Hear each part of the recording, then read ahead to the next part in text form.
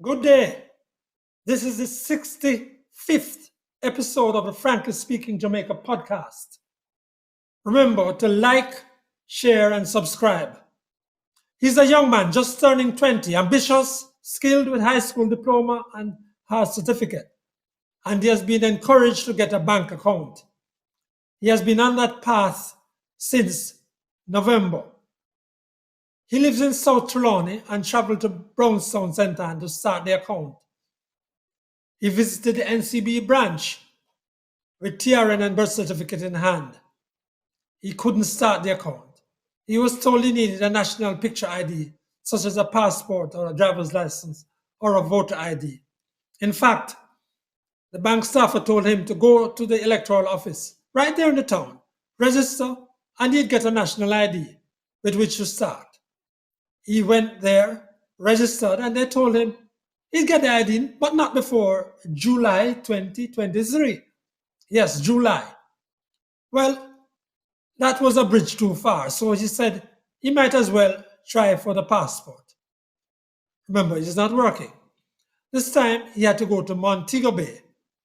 Now, the regularity and cost of public transport from where one lives in the rural areas often determines where one will do business. He's not working. The first time he went to the regional passport office in Montego Bay, he got there 15 minutes late after the 3:30 closure. He blames himself. The second time, he was told he had to get someone to fill out a declaration form saying they know him, and then they'll get the JP to sign. He did that. He was told that the person who was declaring for him also had to accompany him. So his cousin went with him to the passport office. That's the third time. But when he went with his cousin, they said, no. His mother or father, with whom he lives, had to come along to the office with him to verify that he was who he said he is. Now, at the top, I told you, this is not one of the many unschooled young men in Jamaica. He spoke with me about the attitude and failure of the people at the PICA office to give him, from the start, all the information that he would need to prevent disappointment and costs of several trips. If you live here in Jamaica, you know how it is in many of these places, the attitude they give you, and just some of the information, and then when you go back, oh, but you also need, you know the works. It's worse if you are poor and have no recognizable name. Years ago, I wrote that Jamaica is a place that offers regular, severe provocation. It remains so. This young man has been going through severe provocation. He's still without his ID, still without a passport, and still has no bank account. Another type of Jamaican young men and issues we face.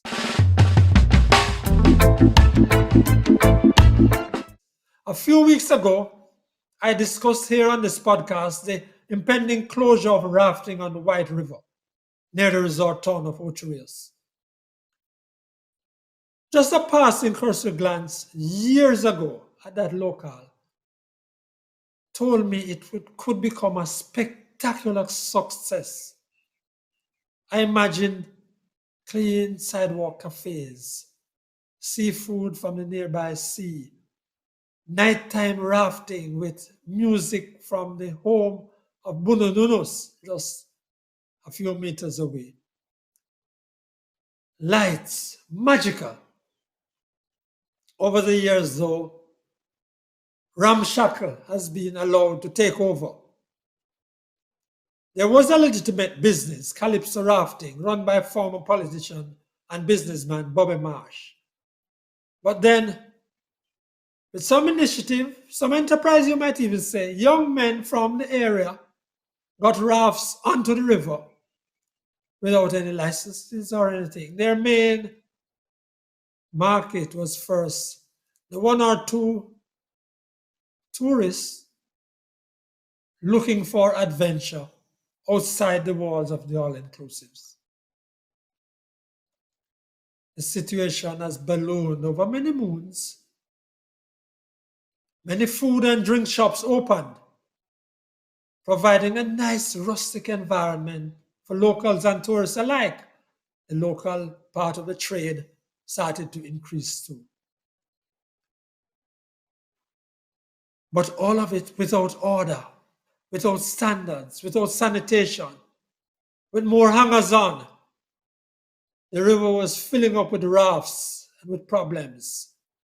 The pockets of some raftsmen were bulging at US $40 to US $70 a pop. No insurance, no standards, no hygiene, no security. Frankly speaking, the authorities could not ignore it. And they started late last year to try to get some order. One of the leading thinking men in the area, Curtis, tried organizing the men to come together as an association to try to get licenses and to try to continue and contribute to the upkeep of sanitary conveniences, the basics that they had, to keep the place clean and to keep things going. But the eat-a food mentality kept pushing things towards the gutter. Last week, TPD could finally shut it down. Frankly speaking, the loss to dozens of people is great. Frankly speaking, it could not have been allowed to continue. It was not and should not have been allowed for how long it did.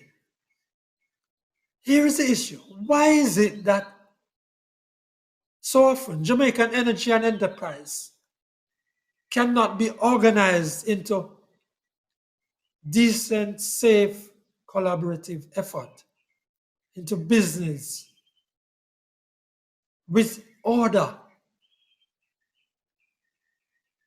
I'll tell you about some of the situations like this that we face in Jamaica. And I'm going to point to downtown Kingston, the home of the KCMC, where just a few nights ago you saw on TVJ free-flowing sewage right there among the vendors. But we'll come back to that. Now to Desmond Richards.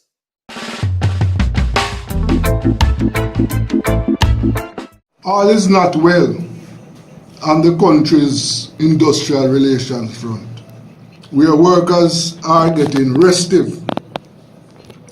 Large numbers of public sector workers who have been paid are upset with their paychecks. Many teachers have not yet been paid, and the policemen are upset because junior constables have been paid more money than senior constables and corporals, and they are very upset about this. There are still outstanding issues which the nurses are preparing to take back to the negotiating table. All is not well over there either. Then there are major disagreement between the government and the trade unions over its decision to remove increments from the salaries of public sector workers. The unions contend that these increments were removed unilaterally, and it is a problem. In the private sector, workers in the bauxite industry are very restive, and in fact, they have served strike notice to go on strike tomorrow morning.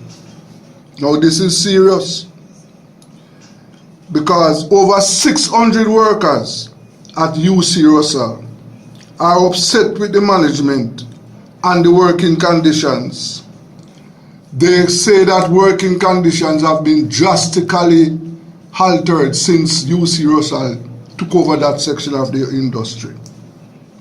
Workers are now on fixed term contracts, working without medical insurance, no overtime pay, and most of the benefits which they enjoyed under the old management has been removed.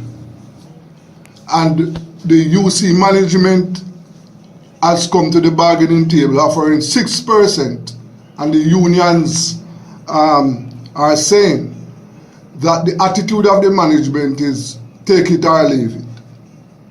They believe that the workers should get more. The security guards are facing new challenges because the management are asking them to sign one-year fixed-term contracts.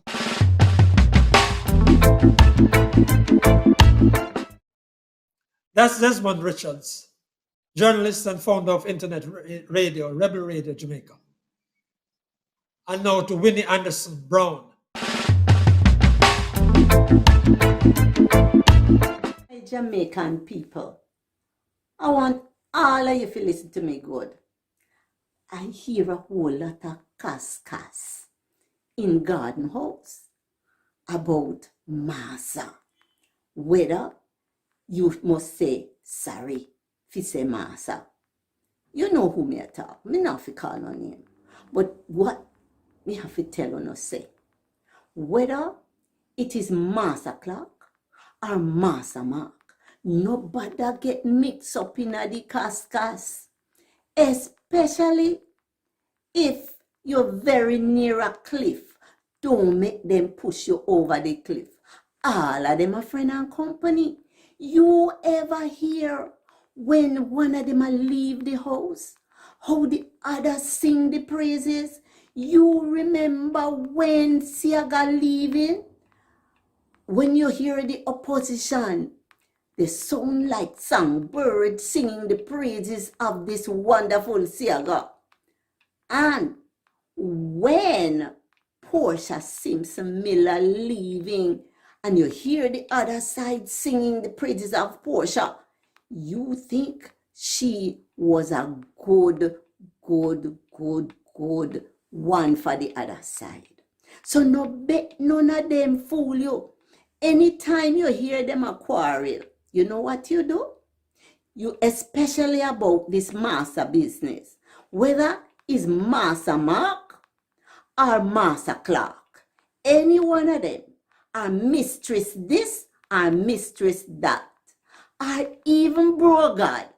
Make sure you either draw for bujo how Massa God will run, or like me, you draw for the good old gospel tune, Massa God, a God, Massa God, a God, God in the morning, God in the evening, Massa God, a God. No make nobody fool you, Massa God, a God.